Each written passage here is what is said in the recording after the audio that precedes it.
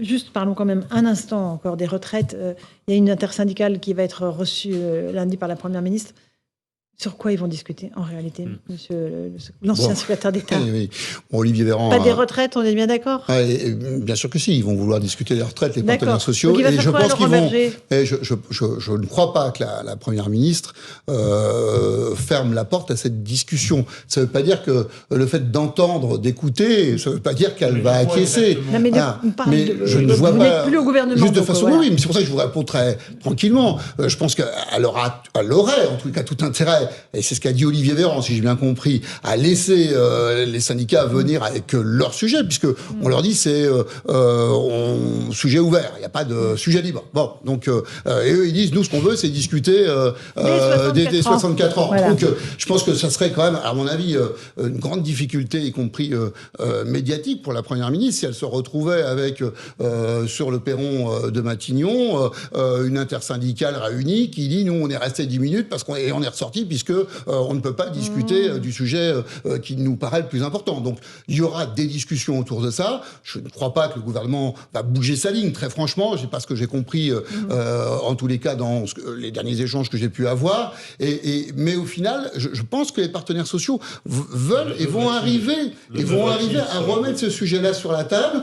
Alors ils essayent de le faire autrement jusqu'au 14 avril, puisqu'en fait le sujet vous l'avez tous en tête. En fait, c'est que on a un gouvernement qui essaie de tenir médiatiquement vis-à-vis de l'opinion publique et vis-à-vis des partenaires sociaux, des organisations syndicales, jusqu'au 14 avril, qui est la date pour le Conseil constitutionnel de cet avis qu'il va rendre sur la constitutionnalité à la fois de ce projet de loi de financement rectificatif de la sécurité sociale, et également sur ce fameux référendum éventuel. Est-ce que ce fameux RIP qui est demandé, il est cohérent avec la Constitution? C'est le Conseil constitutionnel qui va dire oui ou non pour le RIP?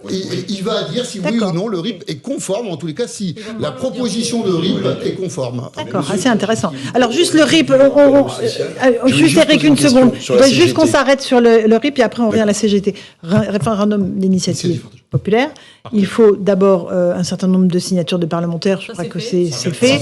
Et il faut 4,8 millions de signatures. La dernière fois qu'on a eu cette tentative, c'était pour la privatisation de l'aéroport de Paris. Ça a fait un flop. Ils n'ont jamais réussi. Ils n'ont pas réussi à réunir les signatures. Là, vous pensez que sur les retraites... Mais ça a été arrêté. La privatisation mais pas à cause du référendum. Oui, mais ça a quand même joué. Mais il y a des conditions. Il y a des conditions qui sont extrêmement encadrées. Ce recours au référendum, il faudra effectivement, ils y sont. Les 250 signatures de parlementaires. En tout cas, ça a été écrit dans la Constitution de manière à ce qu'effectivement, on y ait recours vraiment dans des conditions très, très particulières.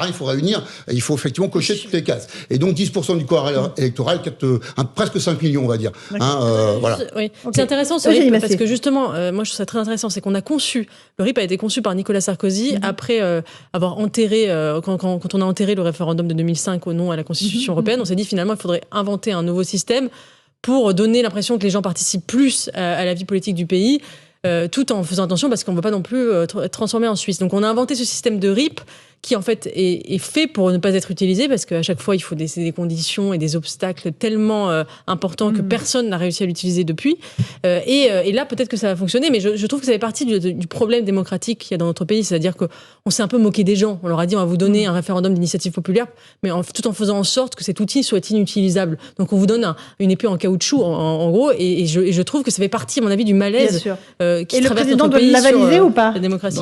Non. En fait, si vous voulez, ça va. Si jamais le Conseil constitutionnel, ce qu'on peut faire comme hypothèse, je ne suis pas au Conseil constitutionnel, mais ce qu'on peut faire comme hypothèse, c'est que comme il va se prononcer, le Conseil constitutionnel se prononce en droit. Donc il faut qu'il motive sa décision en droit et pas en opportunité.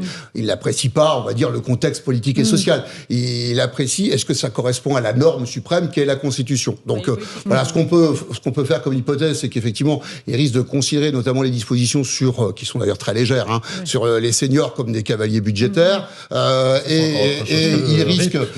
il risque effectivement de se prononcer sur une constitutionnalité conforme pour une grande majorité de la loi, y compris sur l'article sur les 64 ans. Après, sur l'autre partie de sa décision, est-ce que oui ou non le recours au RIP tel qu'il a été déposé par près de 250 parlementaires, essentiellement de gauche, est conforme à ce qui est prévu dans la Constitution. Eugénie Bastier a raison de dire qu'il fallait cocher beaucoup de cases pour arriver jusqu'au bout. Bon, et donc il y a des domaines très précis. On peut pas recourir à un RIP. Faut pas dire justement pour pas faire. C'est pas de la votation comme non, mais là on est vraiment dans le cadre. S'ils disent non, honnêtement, s'ils rejettent le RIP, ce sera un scandale. Ils ont l'habitude au Conseil constitutionnel de rendre des jugements de Salomon parce qu'ils sont très soucieux. On va le dire les choses. Ils sont très soucieux aussi de l'impartialité qu'ils renvoient. Et d'ailleurs, je vais vous dire, c'est même relativement simple pour la démocratie. Donc, moi, je pense qu'il y aura des mesures qui seront définies comme inconstitutionnelles et que le gros, la plus importante de toute façon, il faut 9 mois avant que on puisse éventuellement. Bon, voilà. C'est ce que j'allais dire.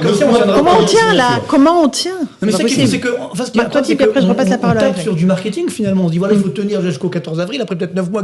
Mais attends, c'est pas ça une stratégie. Je dirais une stratégie politique. C'est pas ça. Donc c'est ça qui aujourd'hui. Ouais, encore une fois. Mais regardez comment ça commence. Moi, je suis inquiet parce que encore une fois, on sait quand ça commence et pas quand ça finit. Si on laisse la situation pourrir, globalement, il peut y avoir des dégâts. Je vous ai coupé en plein vol sur la CGT. Non, mais juste, je ferais remarquer aussi que le Conseil constitutionnel peut se pencher aussi sur le véhicule législatif, c'est-à-dire faire voter une loi sur les réformes, sur la réforme des retraites par une loi budgétaire.